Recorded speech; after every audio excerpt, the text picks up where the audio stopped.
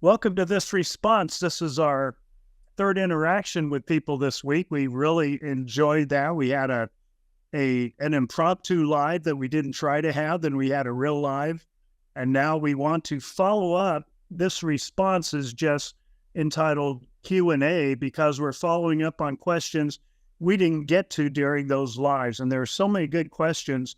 When we get done and we go back and look at all the questions we missed because we didn't have a moderator, and we weren't doing that well with moderating. We said, oh man, there are a lot of good questions from a lot of good people that we just missed. And I don't know if we'll ever get to all the questions that people ask because people are so good about asking questions. We encourage that. We read as much as we can, but this is our way to at least cover a few of the questions that we missed the last couple of nights. Adam, why don't you take it away first? Well, let me get to the real serious stuff right off the bat. So just thank goodness that Rex and I are both on a computer where we don't have to hold our phones in front of us and have the phone shake, because our hands have been doing it for an hour, trying to hold a phone like this for an hour. And people are like, your phone is shaking. It was like, we didn't want to even be on the phone. It's the only way we could go live. The only way we knew how to go live. That's right. Like, there may be lots of ways. Well, hopefully Sean will get over his COVID and we can get back to normal podcasting, give you better quality and stuff, because Rex and I are just flying by the seat of our pants while Sean is out, which happens a lot if you think about your boss or somebody goes out at work and you can't figure it out. And it just goes a little bit. The other real serious thing is, I was reading a lot of these comments after our live, and one of them was like, can we do a whole episode and talk about pickleball? I say yes, but I have to ask Rex if we could do a pickleball episode. This is Ethereal Oasis, but boys, talk about not being professional. What is that? I accidentally turned on YouTube. I had it up. I don't know what I'm doing. You're the guy who's got like 4 tabs open and then one started. There's something coming out with the speakers and you can't close it and figure out where it is. Okay, so I'll go. So let me go back to that. Somebody wanted to do a whole episode about pickleball. Is that something we can do on this podcast, or would I have to start my own pickleball podcast? Okay, so some of you were talking about and asking a question about my brother Alex's car wreck when he was 16 years old. I know there's members of our family that have been on TV or interviews or other podcasts and had no idea what Alex's wreck was, but then they tried to talk about it when they knew nothing about it. Alex was 16 when he got in a wreck in a car, not as an adult. He didn't, and so when he got into a wreck, he was in the hospital, he came home and he had a huge thing on his head, and they said he had a hematoma or something on a big swollen thing on his head. And he was there, and it was like 2 weeks or something like that, and then he went on and went back to normal. Well, some people think that that episode did something to his brain, which then led him to the life that he led.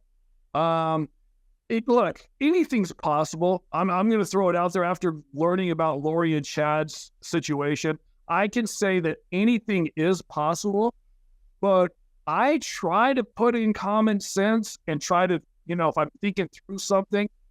So I wouldn't be able to make that claim myself, that car wreck jarred his brain. And I'm not a brain surgeon. I'm not a brain doctor. I don't know how the brain functions. I do have a friend who is that. But that's something that I don't know, and people were speculating about that. So my answer to that, since you asked the question in the live, is I don't know, but if I don't know. How do you feel about it, Rex? I didn't notice before and after the accident a difference in his personality. I haven't noticed since then anything different about him that I could attribute to the accident either. So, like you, not knowing medically what might have happened back then, it's not like all of a sudden he is a recluse and changed his way of life or way of thinking. And I didn't notice as an adult. Yes, as you pointed out, as many people know, he went from job to job. A lot of the times he felt he was smarter than his boss, and so he'd quit pretty soon. And I don't know that I would not attribute that to the car accident, because I noticed no difference before and after he recovered from it. Okay, so both of us were kind of in the same line, and anything is possible. If you want to get a brain doctor, we want to get a brain doctor on and see if that even is something that's possible. We could do that. I'd be willing to do that if that's something that you're really interested in. One of the other questions is Tylee's relationship with people in the family. Somebody said it seems like she was really close to my mom, her grandma, and that is true. I think my mom and Tylee were really close. And her relationships with other people, these people that made the comment said it seemed that Tylee's relationship with other people weren't very strong compared to certain people. And I think that's every family dynamic. You can put anybody in a family situation, and there's some cousins or there's some nephews or there's some uncles or aunts that are going to be closer to somebody than another aunt or uncle. It's just, that's nature. So obviously Tylee was closer to certain people and maybe acted differently. I don't know. What do you think about that, Rex? Well, I was never close because we didn't live in the same place. So my interactions with Tylee were at family reunions. I stayed with them a few times. When they lived in Austin, I stayed with them a couple times. When they lived in Hawaii, I went and stayed with them. So I knew her from family reunions. I wouldn't say we were close because we didn't live anywhere close and didn't have regular interaction. And I think that's what you're saying about family members. Part of that is the ones that live closer to her were close to her. Mm-hmm. Closer to her. I've met some of her friends in the Phoenix area where you are now. They were close to her. Adults that knew her there. I know a couple of her young women's leaders. They felt like they had a good relationship with her. I felt like I had a good relationship with her, but it was a distance relationship most of the time. But when I saw her, I enjoyed the heck out of her because, as I've said before, she was just such a good preteen, a little bit sassy, a little bit strong-willed, and I really enjoyed that with a teen. But of course, I didn't live with her day to day. But like we said, she lived close, so her and Summer were really close, and Summer's kids and Tylee were very close. They spent a lot of time together. Melanie and her kids, they were all super close together. They all were very close. So, and like Rex, I didn't live by her, but I did see her more often than Rex did. And I tried to spend as much quality time with her as I could.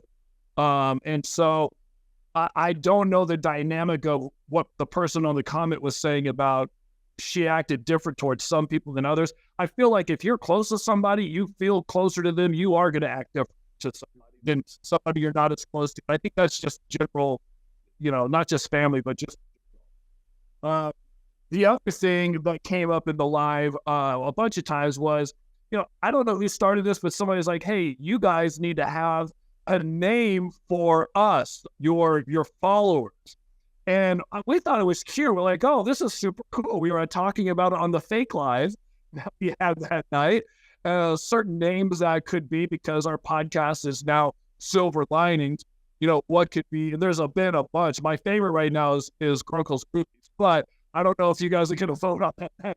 That definitely is my favorite out of all of them. But somebody made the comment that is arrogant and inappropriate because of the content that we're talking about on our podcast. And I don't know the rules to having followers with a name. What are the rules to that? What are your thoughts on that, Rex? Well, I really like that Lauren Matthias calls her followers her gems. And I don't know who came up with the name on that. And Gigi McElvey has Pretty Lies and Alibis has her alibier. I think they call it her alibiers. That's cool, but since it's coming from people that want to do that or want us to do that, yeah, I'm not opposed to doing that. Yeah, I think it's arrogant for us to say, well, you are now our followers, and for us to pick up some imaginary mantle that goes along with that. But if it's in fun, the last couple of lives, last night, the night before, we were more having fun. We did that more than usual. And sometimes I hope we do that. I hope if we do a meet and greet and a live at the same time, October 21st, Adam, check your calendar, because I'll be down there then. That'd be a great time to do it. Let's do it. But I hope if we do that, it's a fun event. And I don't mind having fun sometimes. Again, we don't know the decorum. We don't know how we're supposed to be dealing when we're dealing with murderers in our family that murdered people we love in our family. It's not our nature to always be serious about it. And so we certainly don't want to offend people or come across as being too arrogant, but we want to enjoy the interaction with this community. We love y'all. We love these people. We love this community. So yeah, I'm all for, if they want to adopt a name or have us give them a name, I'm all for it. Okay, so we'll figure that out as this podcast progresses and try to figure out what everybody wants to do. Like Rex said, we appreciate you guys just even writing and then commenting on the comments that people make and all those things. So all this is good. I apologize. Sometimes when we were going live, I was all over the place talking about gas prices and just different stuff. And Rex knows that I go off the rail and he has to bring us back in. So that's good that we have Uncle Rex to do that.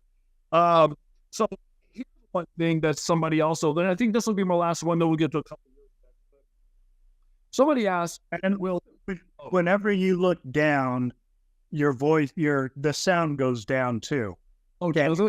So the more you can look up, the better. We're both, Adam's on his phone. I'm on a laptop on a hotel Wi-Fi. So again, we are giving you the podcast studio experience that we get when we're working with Sean. I'm on my computer. All right. The other thing is I don't usually have the light thing behind me and I have my microphone, which I didn't set up today. But the question is about when Chad's trial comes up and Lori gets to hear his trial. And we all think that Chad is going to try to throw Lori and Alex under the bus so he can have nothing to do with it, even though his phone is pinged everywhere and the kids are found in his backyard. I won't go on the whole list of all the things, but I mean, really at this point, how long has Lori been in jail? 2 years? Or longer. So, and she's not coming out of the delusion yet. I don't know. And it's not going to be Chad. Chad probably will not speak on his trial. His lawyer will not let him speak, I'm guessing.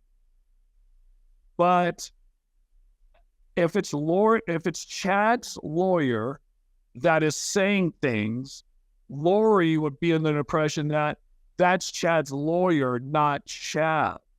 Mm-hmm. And so I got to tell you, I don't think Lori's ever going to come out of this delusion whatever she's in, whatever it's called, because if she does and it's going to be devastating. I just don't think that she's going to let herself into that. That's my own personal thought. What about you, Rex? I agree. And I don't know if delusion is the right terminology, because she obviously uses it and changes in the situation what she says and how she projects herself. But yeah, I don't think she's ever going to come out of that or break away from that or break out, whatever the right terminology is, for the same reasons you're saying. I'd be surprised if she ever did. Okay, so those are some questions that you guys had in the lives that we didn't get to answer. And I know there's a bunch of questions in the lives that we didn't get to. And like we said, we didn't have a moderator. It was just us trying to do what we said we were going to do. So Rex is going to give us a couple that he found as well that we'll address here in this response episode. I'm going to share my screen so we haven't done that before. We'll see if it works, how it works. Oh, I can see it. Yes. Now, so this is Joy MC2VG, and I was disappointed with the slide. Now, let me point out, we are all for someone saying they're disappointed and asking more questions. That doesn't offend us at all. So if you're disappointed, and tell us what, don't feel like we're going to get offended, get mad, etc. But she said, I'm one of those who is curious, not broken. Fair enough. Some of us need healing. Others just want more information. And Joy asked a couple of questions here that we'll try. In fact, we've already talked to one. Was Alex cognitively disabled? Our opinion is no, he was not cognitively disabled. From what's been said in other podcasts, he was easily manipulated. I don't believe that. I don't believe he was easily manipulated. I think in the case of his following Lori and Chad, it looks that way because that is so bizarre. Who would ever buy into that? And he did. I don't think that was characteristic of him, though, that he was easily manipulated. I think he fell for the crap that Lori and Chad were dishing out because he wanted to so badly. I don't think that's characteristic of him in other times of his life, other areas of his life. Adam, if you don't mind taking this one, Adam and I didn't prepare this, so I'll just ask as you go. When you found you and your son were labeled zombies, what was your reaction? Well, I was just thinking about that. Last night, I was writing some things for our new book that's coming out. And one of the things was in the book, I'm describing the night that me and my son were spending the night at Summers. And we were scared to death, not knowing what was going on, if Alex was going to come and try to kill us, because we both felt like he killed Charles, murdered Charles. So with all those feelings, then not really knowing it, then finding out, I guess it was on TV where they showed the text. I didn't even know any of this. When the text went from Lori to Alex saying, brother is a Z, and Alex is like, no, I don't think so. Why do you think that? And Lori's like, no, brother is a Z. And then Alex fell into whichever she was saying, bought into it. At that point, I was like, oh, I guess that, I was on the list, or me and Zach were both on the list to be killed. And I don't know what this whole killing list was, or zombie list, or who else was on there. But yeah, that was, I might have dodged a bullet. And we are glad you did, by the way. Thank you. Thank you.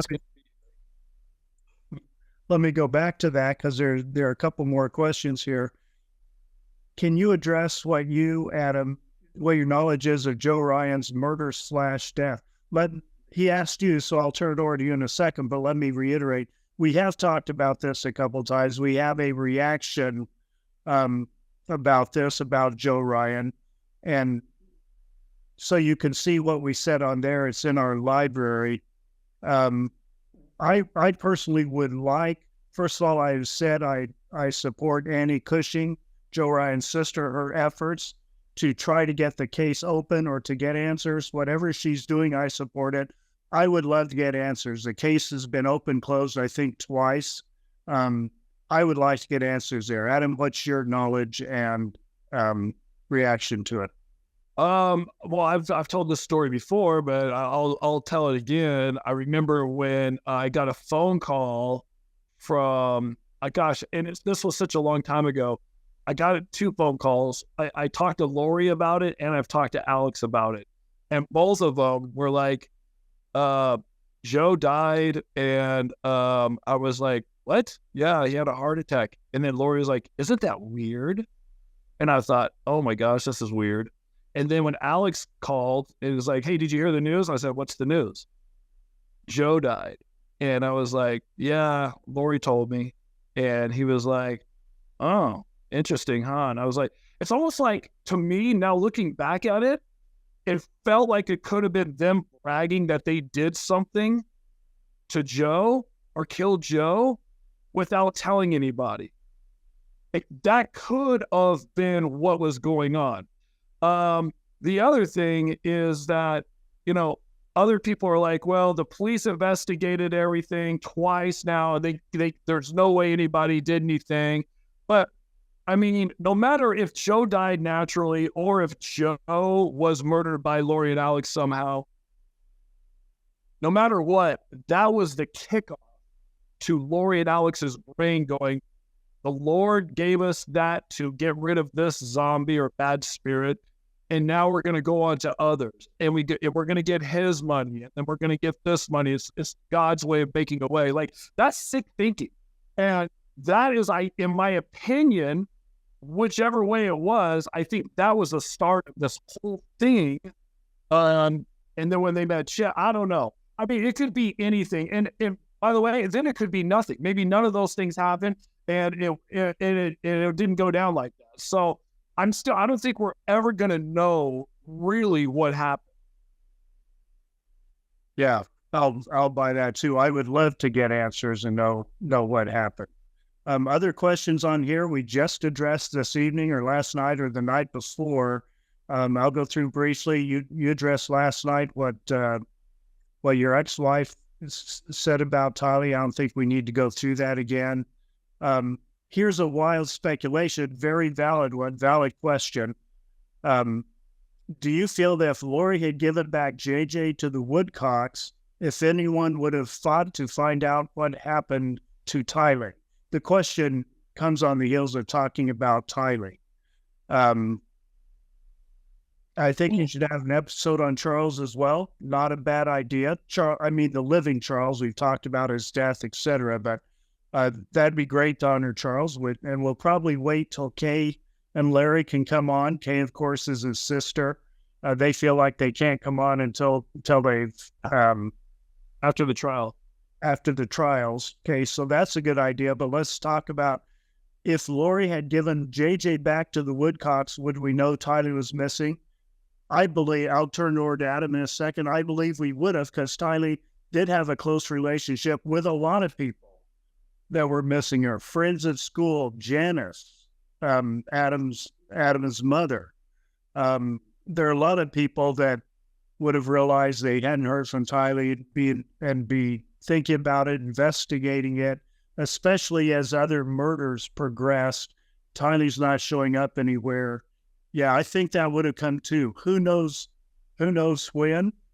But on the heels of that, I'll just add what I always say. Thank God, literally, for Kay and Larry getting that ball rolling, for Brandon being interested in the same thing. We are just so grateful for them and grateful for all the effort they put into it. Adam, any words on that? I agree. I think once Tylee, goes, Lori was blocking all that for months with Tylee, with my mom, with Colby. I remember I heard that Colby had called Lori at one point and said, I want to talk to Tylee right now. And Lori said, well, she's at a movie and she'll call you. I'll have her call you when she gets back. Look, Tylee's, and then she would tell other people, Tylee's at BYU, Idaho. She had a lie for everybody, for every situation. And that can't keep up because you saw what happened. It all backfired on Lori after all the lies are all going to come. But at some point, and it wouldn't have gone much further for the people to make sure that they found who Tylee was, and where she was, and demanded to speak to her like Colby was starting to demand. Mom, put her on the phone. I haven't heard from her. Because Lori, I guess, texted back at one point. She texted finally something about, and Tylee's writing. And Colby's like, that's not, Tylee would never write like that. So that's that. There were some things that were all starting to catch up. Yeah, so we think it would have come to light eventually, but who knows when and who knows how many more people would have been killed in the meantime. We don't know that. We're grateful for the people that aren't killed and are still with us, and for Harry's efforts and everyone else. There are more comments on here. I'd love to get to at some time. We talked about that a little. I want to end on kind of a humorous note. Oh, but I wanted to use this one first. Gail Gardiner, a child supporter. Do you think Joe's death should be looked at? I'm a detective. By all means, anyone that can do anything there to get answers, I am completely supportive of that. And that's why I'm supportive of Annie Cushing's efforts to get whatever information we can about that. I can't make accusations because I know nothing, but I sure have a lot of questions about it and would like them answered. But I'll in mind, at least, on this was last night, Kimberly B., who is a frequent contributor, I'll say, if that's not too arrogant to say that. Adam told the story about, as you have heard both last night before, about when Charles blew up the barbecue, was barbecuing his steak, singed his eyebrows.